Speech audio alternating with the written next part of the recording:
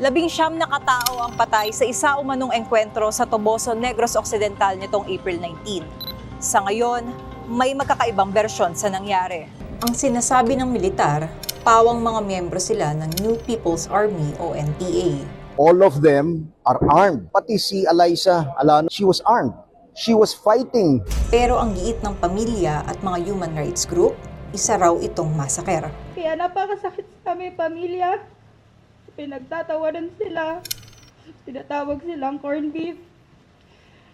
Hindi man lang ma-justify yung mga bagay na ginawa niya sa bansang to. Kung saan may mga estudyante at volunteers na nadamay.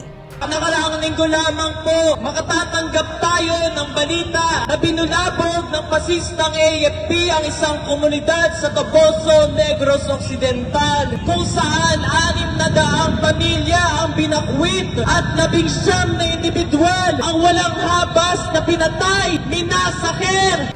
Ang Communist Party of the Philippines or CPP, naglabas ng listahan na nagsasabing 10 sa mga napatay ay mga NPA o kasapi nila, habang 9 sa mga nasawi, sibilyan. Ang kwentong ito sa Negros ay hindi na bago, dahil ang kasaysayan ng kanilang lupa, markado na ng dugo. Ang Negros Occidental ay tinaguriang Sugar Bowl of the Philippines. Pero kung anong tamis ng kanilang tubo, siyang pait naman ng karanasan ng komunidad. Sa Negros kasi, ang lupa, hawak ng iilang pamilya o mga hasyendero. Ang mga magsasaka at plantation worker o sakada, dekada nang nagbubungkal pero wala pa rin sariling titulo. Dito pumapasok ang tinatawag na tiempong muerto o ang dead season. Sa mga buwan na ito, walang kita, walang pambili ng pagkain. Ang resulta, gutom. Ang malaking agwat sa pagitan ng mayayaman at mahihirap, nagdudulot ng matinding tensyon sa mga komunidad. Dahil sa ganitong kalagayan, may mga grupong nag-organisa ng armadong pakikibaka. Dito pumapasok ang New People's Army. Samantala, dahil naman sa hirap na nararanasan ng mga taga-Negros,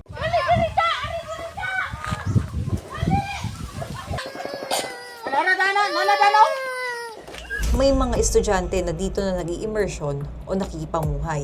At meron ding mga mamamahayag na dito nakikisalamuha para malaman ang pinagdadaanan ng mga magsasaka. Ang ilan sa mga nakilubog sa komunidad, napaulat na sumasapi sa kilusan. Pero may iba naman na napagbibintangan lamang. Noong 1985, nagkaroon ng Escalante Massacre. 20 rallyista ang nasawi matapos magpaulan ng bala ang militar at paramilitar. Ang karamihan sa mga nagprotesta sa Escalante Town Hall noon ay mga magsasaka o di kaya ay mga sakada. Noong 1985 kasi, nagkaroon ng tinawag na Negros Famine o matinding taggutom dahil sa pagbagsak ng presyo ng asukal sa world market. Noon namang 2018, ang naging laman ng balita ang tinaguriang Sagay 9. 9 na magsasaka ang pinatay habang kumakain sa kanilang tent sa gitna ng tinatawag na dead season.